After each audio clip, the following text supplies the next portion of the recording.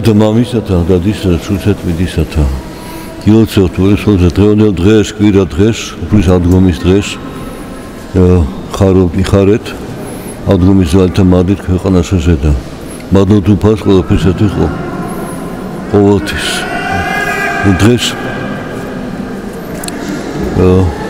ჩვენი საქართველოს ეკლესია იხსენებს ღირს მამას იოანე ჩათო გაინაცვლეს. მესამე საუკუნეში მოღვაწეობდა და თამარ მეფის კარზე იყო დაახლოებით პირი, დივანი, როგორც გადმოცემა ამბობს, იყო თამარ მეფის და ჰიმნოგრაფი მას ეკუთვნის საუთარი იგი ლიტერატურული ნაშრომი იგი აბდულ მესია. აბდულ ნიშნავს მონას სახურს. მესია იცით ქრისტეა თუფალი ამბობს რომ არა მოეთო მემსახურთ ამთა გემსახუროთო აი ესე კიდევ ერთი გამოხატვა მაცხოვრის და ღმერთის ბუნების თამდაბლობისა ზეცენ ქვეყანზე გარდა მოვიდა ქვეყნა ჯოჯოხეთამში თავიდა კაცური გამოხსნისათვის და ამაზე მეტი სიმდაბლე და თამდაბლობა რა უნდა ანუ ჩვენ მოგცა მაგალითი მისაბაძი და სახე თამდაბლობისა რომ ყოვლის მქონე გეულინება როგორც მონა მსახური არაფრის მქონე მეფეთა დამადგენელი ჩაეწერა რომის იმპერიის იგი ქვეშევრდომად იმ იმპერატორისა აუგუსტეს რომელსაც უფალმა უთხრა რომ აღწერა ჩატარებული იყო რატომ ჩატარებული აღწერა რათა ოდათიშო მარიამი იოსების თანხლებით ნაზარეთთან ჩასულიყო ბეთლემში რომ მათხოვრი ბეთლემში დაშობილიყო მაგრამ აუგუსტის კეისარმა ცხადი ეს არ იცოდა და დაღლადობას აზრი გაუჩნდა რომ აღწერა ჩავატაროთო და ისრაელში აღწერა ტარდებოდა ტომების მიხედვით რომ ვინ რომელ ტომიდან არის იმ ადგილს უნდა ყოფილიყო რადგან ოდათიშო მარიამი და იოსებით იყვნენ იუდას ტომიდან და დავითის შტოდან ამიტომ უნდა ბეთლემში ყოფილიყვნენ და თუმცა მოიწა დღე შობისა მაგრამ გაემგზავრნენ რამდენი დღის გავლობა იყო საჭირო რომ ჩასულან ბეთლემში აი როგორია განგება ღვთისა და ჩვენ ვერც კი ხვდებით რას რატომ ვაკეთებთ როდის ვაკეთებთ ვისას უკეთებთ ღვთის განგება მოქმედებს და აი ეს გამგებელი ქვეყნისა ზესდა ქვეყნისა მსახურად მოევლინა ქვეყანას ადამიანებს მსახურად მოევლინა მათი გამოხსის მსახური არის უფალი. ამიტომ ეს ნაშრომი რომ მიეძღვნა მაცხოვარს და აბდულ მესია მსახური მონა. ეს ჩვენთვის დაიწერა თუ ჩვენ ვერ გავივით სახარებიდან იგებ აი ამ ჰიმნოგრაფიულ ნაშრომიდან მიხვდეთ სიდიადეს ღვთის თამდაბლობისა სიყვარულის სარჩულების მიმართ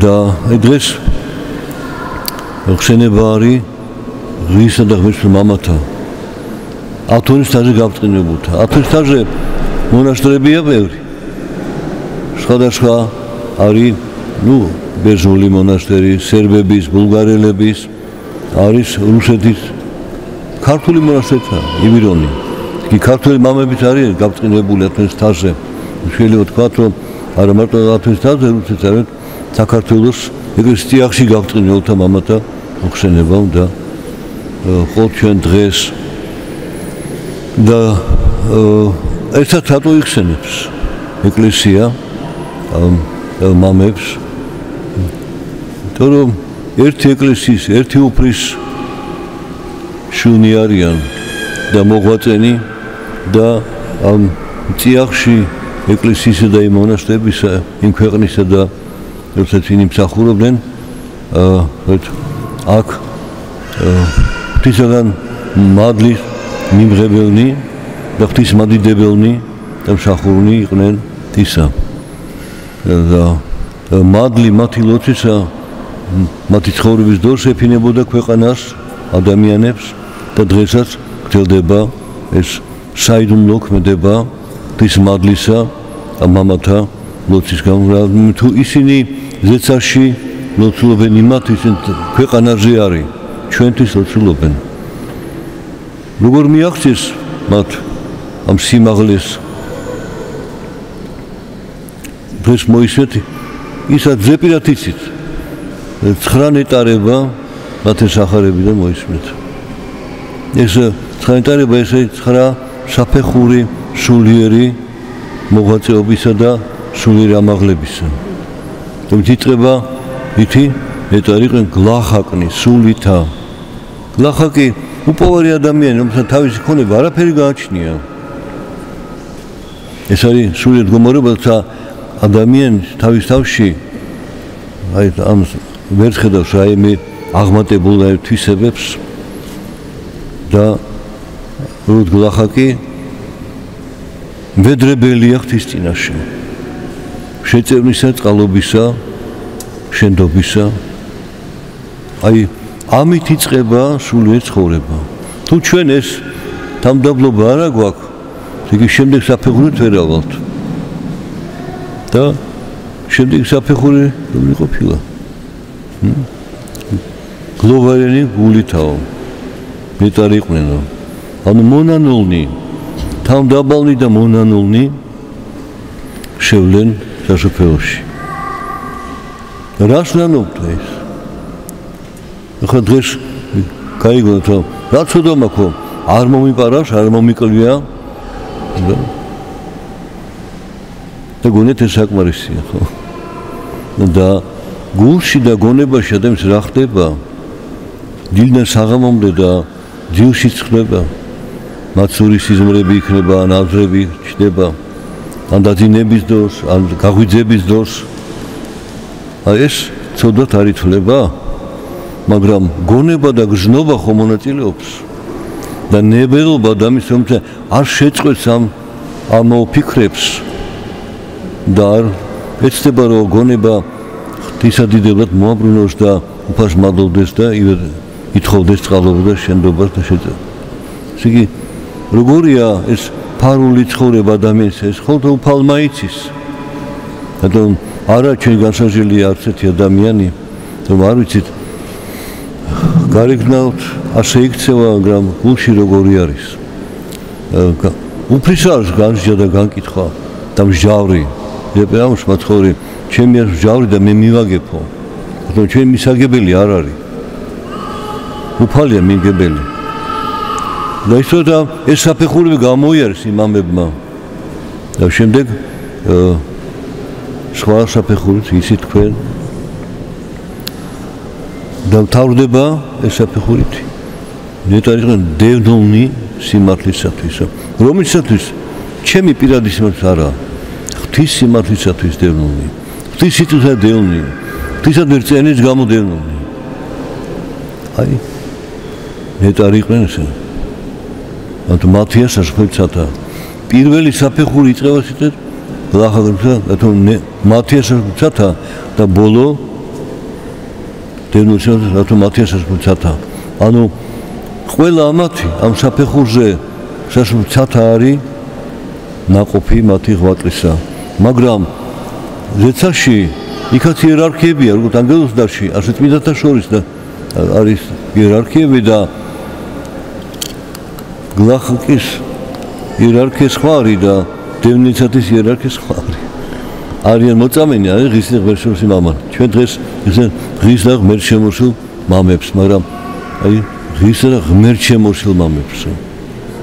ეს აუცარი ერთი ეკლესიამ ესეთი სახელი უწოდა, რომ ღმერთშემოსილნი არიან და ვინ არიან ღმერთშემოსილნი? ვინც უფლის გავსად თავის კი არ იღწვიან, რაიმის მოპოვებს კი არა.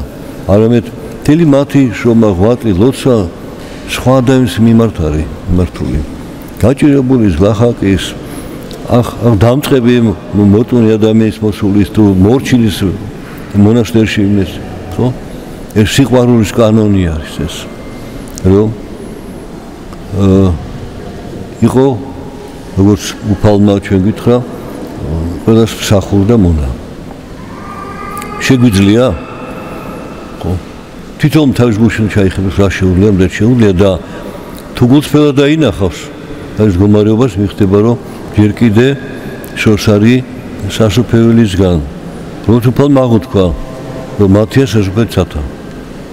იმ გლაღალთა სულითა და დევნულთა ქრისტესათვის, სიმართლისათვის დევნულთა ასეთ სასופელი ცათა. ასე რომ როგორც გამონათქვამი ყო მითით სწავლა სიბერემდეო და 8 წლი სიკვდილამდე. თო ბოლო წუთამდე კიდე უფალი ხედავს ადამიანს, როგორ გადის ამ სოფლიდან, რა გზნობით, რა ფიქრით, რა აზრით, რა ლოცვით, რა ვედრებით. ეს არის ბოლო წუთი ადამიანის ცხოვრებისა ქვეყანაზე. თუთი სულის გარსისა მისგან უდეთ საიდუმლო მეორე პირველი საიდუმლო დაბადება არ ყოფნიდან ყოფიერებაში მოსვლა და მეორე ყოფიერებიდან სულიერ ყოფიერებაში გადასვლა.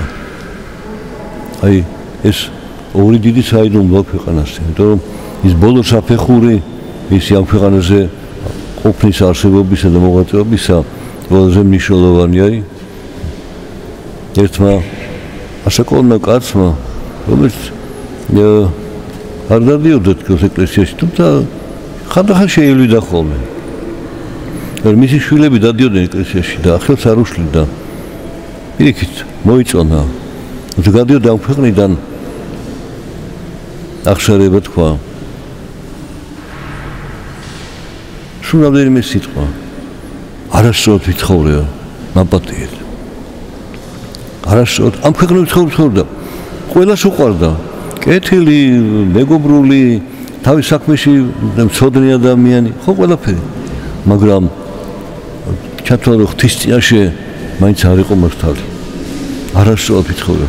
ამ თეცხორვა უფას ვერ მიუძღა და მაგალითად თავისი შვილი ვიყავდა, რომ დადიოდნენ შაბათ-კვირას ტაძარში ეზიარებოდნენ, დღესასწაულზე მარხულობდნენ. თვითონ ეს გზა არ იცოდა, თუმცა იზიარებდა, ეთანხმებოდა, მაგრამ და ამიტომ თქვა რომ არასწორად. აი შეიძლება 2-3 სიტყვით გამოთქვა მთელი არსი და შენდობა მიიღო ღვთისაგან, როგორც ავაზაკმა ჯვარზე მიიღო.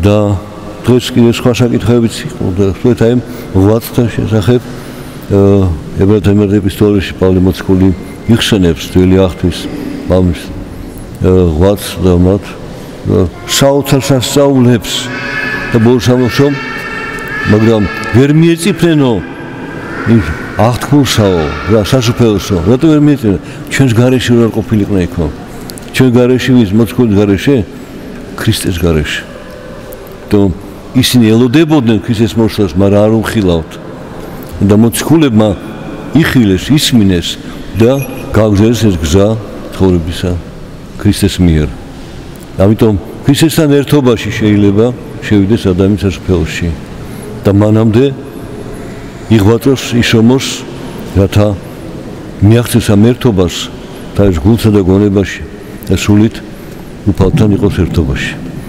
მე და დაგვც ახალოდ ებრაულ ჟამიერ ხონდეთ